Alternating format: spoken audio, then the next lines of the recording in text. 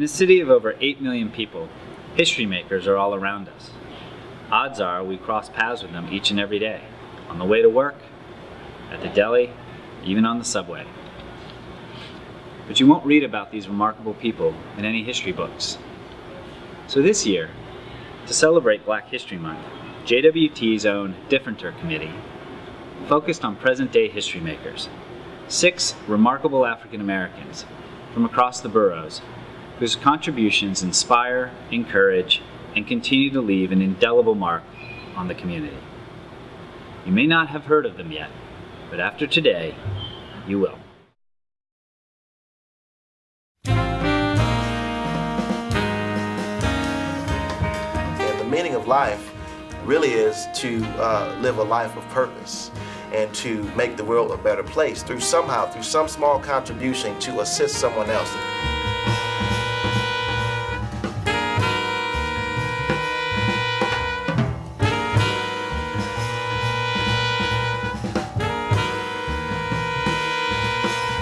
I am Tanisha Tate. My name is Jacques-Philippe P. Verrechia. My name is Majora Carter. My name is Ryan Mack. My name is Tamika Flowers-Holland. My name is Nuna Sylvia Tomlinson Clark.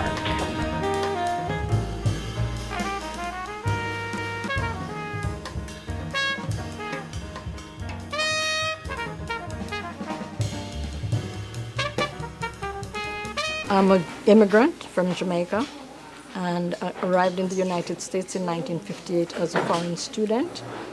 Attended what was then Brooklyn Community College, Long Island University, New York University, and Columbia. I'm a Caribbean New Yorker. I identify with the journey that I have made, but I remember from whence I came and to whom I belong. In 2009, I created an organization called the Global Syndicate. And the impetus for creating the organization was a trip I took to Haiti, which coincided with food riots. And so when I came back from that trip, I told all my friends that, all this great work that we're doing with respect to affecting change here in the States is awesome. But once that's done, that can't be it. It can't be over at that juncture. The Majora Carter Group is a revitalization strategist, and we're a consultant that works locally to help revitalize communities around the country. I've seen what it's like to be from a community that people had written off, and to know that when you give folks the right tools and strategies to really think about how you can create opportunities that support the businesses, the people that are living in your community, the municipalities, and that you can figure out ways that create holistic systems that support all of them, that's really exciting. Hip Hop for Life is a champion of youth development. The purpose of the organization is to provide interactive life skills training and health awareness workshops that are designed to engage, educate, and empower young people to lead extraordinary lives. 30-second pitch is that within Optimum, you have a lot of individuals who are experts in financial literacy who have a passion for teaching it. And not only have a passion for teaching it, are able to help you implement this within your lives.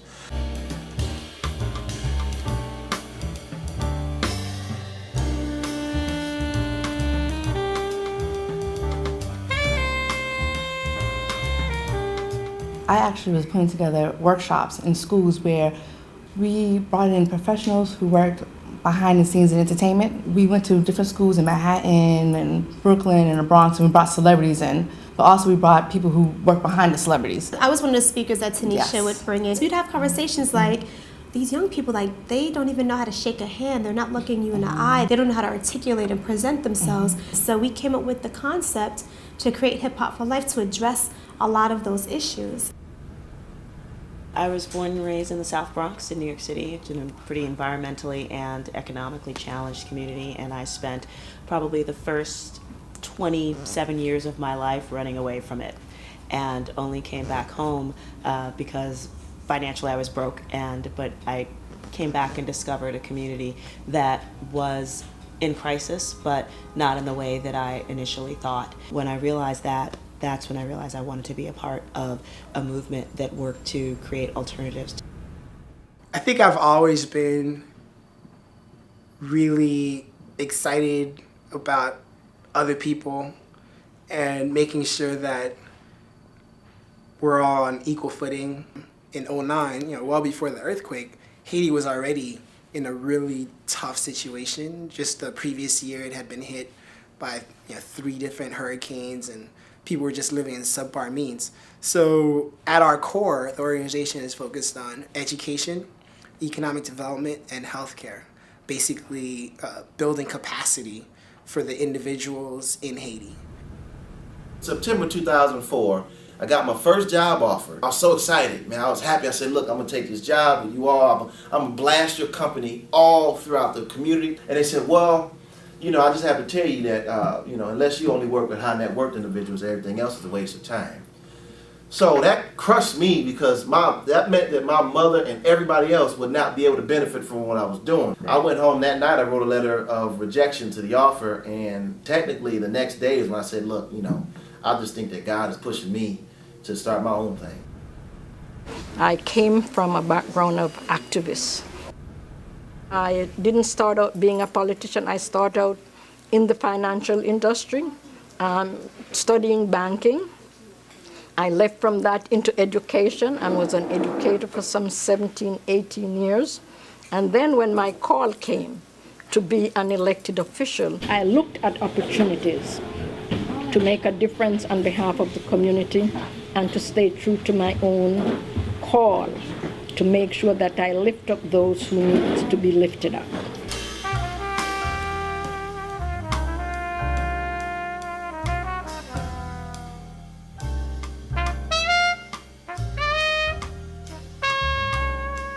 In 1991, 38 votes, less than 0.1% of the vote. In my next election, which was 2 years later, I won by 94% of the vote, and I went up to 96 for my other 2 elections. As the first ever immigrant from any place, never mind a black immigrant, to be elected to the New York City Council, I understand both that responsibility that I have for other immigrants who come after me and aspire to make their contribution, and that you just don't look at yourself as the centerpiece of it, you look at the impact that you have on other human beings. Because people don't always get what we do and why we spend so much time with Hip Hop for Life. But I realize that people don't see your dreams in color like you do. We started this organization funding it ourselves up until fairly recently. Coming out of pocket until our accountant was like, you can't do this anymore. You're giving everything you make to the organization. You're not making a living. The first actual curriculum we implemented for Hip Hop for Life was Shades of Beauty, and we addressed images of women as portrayed in entertainment and media. A little while after that came Man Up, which is for the boys, and that really addresses issues of what it means to be a man, respect, relationships, responsibility. And then 2 years ago, we launched The Rhythm. And The Rhythm is a self-esteem enrichment and obesity prevention program. So that's the one that we get young people active. I started one of the country's very first green collar job training and placement systems. And the idea was to train people, folks that were generationally impoverished, folks that ex-offenders, in the skills in the field of ecological restoration. So learning how to do urban forestry and green roofing, and learning how to clean up contaminated lands so that they can be reused. And so we set up this training program to do that. And people that came weren't really looking for to be great environmentalists or anything like that. They were looking for a job. And I remember one point went to just an event, about greening at the Botanical Gardens in New York one day. And, one of the folks that spoke was a young woman that went through our program. As she was presenting, the results of her work, and how they actually identified all these this species of plants and animals that no one even knew was in the river, and how they were supporting the educational and economic rebirth, of things that were going on there. And she called me out by name to express the fact that she was a single mom on welfare and had no real direction in her life, but through this understood that she played a role, not just in supporting her family, but really playing a part in terms of how she could make the world a better place. And this was a young woman who really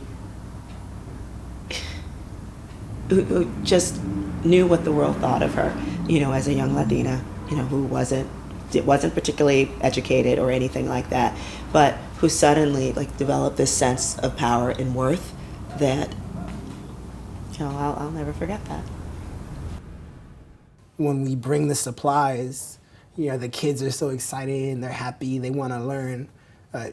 that experience is something that's very fulfilling and rewarding, and to know that you might have, some kind of a positive impact on an individual in a real way that may change their lives. So that's huge.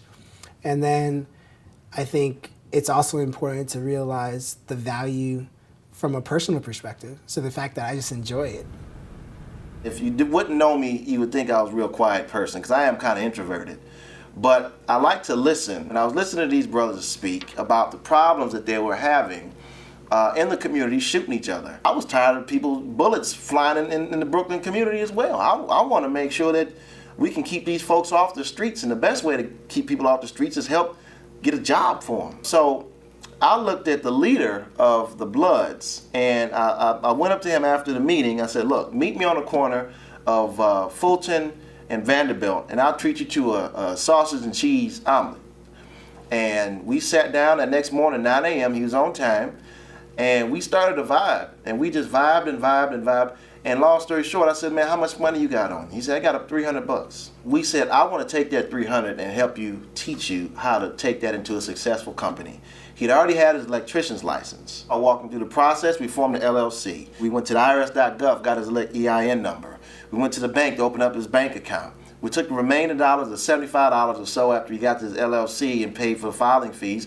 We got some flyers, and we started passing those around. We started doing a couple email blasts for him. We said, look, now he has his own TSD construction company. And about 6 months later, he had over 10 employees and 2 project managers.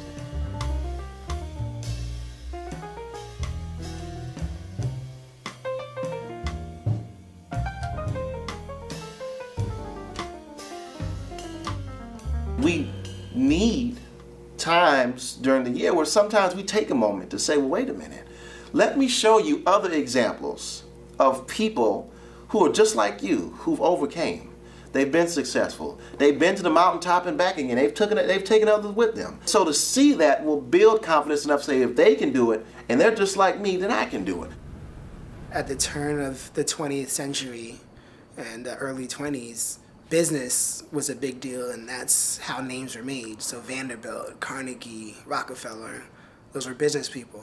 And with that said, even then, those are still not bigger names than Martin Luther King or Gandhi and people who, speak truth to power. I would gander to say that in the 21st century, leaders are going to come out of the philanthropic space. It's going to come down to what were you able to do for society to make it better.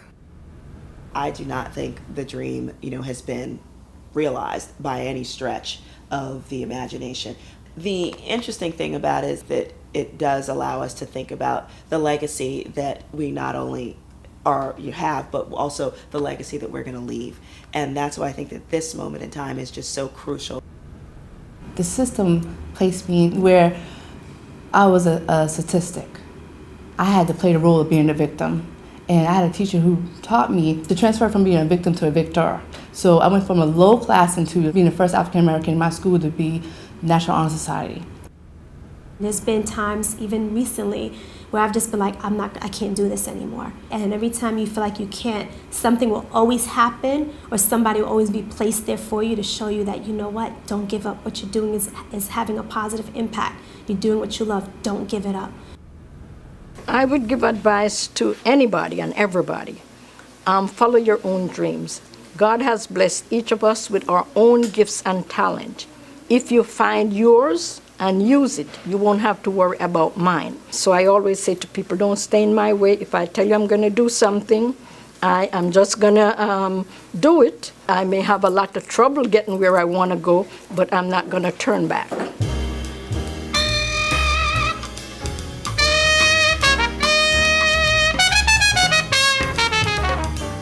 What makes me differenter is my relentless pursuit to turn my dreams into realities. What makes me differenter is the fact that I've lived so many lives. It's really allowed me to be able to connect, because I can truly say that I understand. What makes me differenter is the fact that I want a smaller government by creating jobs for our most expensive citizens. What makes me differenter? That I believe in a world that everyone matters. What makes me differenter is the fact that I'm a gnat and I will never stop, and I'll continue to fight for success every single day.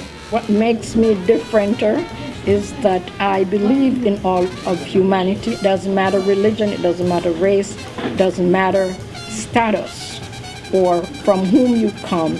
There is goodness in all of us.